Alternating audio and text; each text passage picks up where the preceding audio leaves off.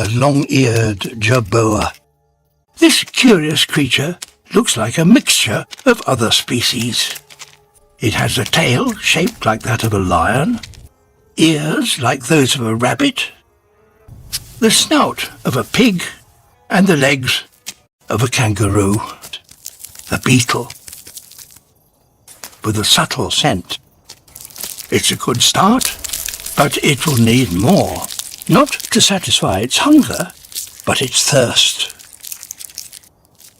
A juicy grasshopper. To track it down, it uses another sense. No other animal has longer ears relative to its body length.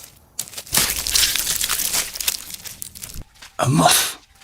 Catching it in near total darkness will require all the jerboa's skills.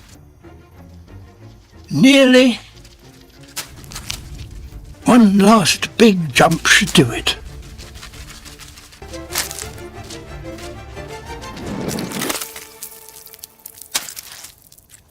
That's plenty to eat and drink.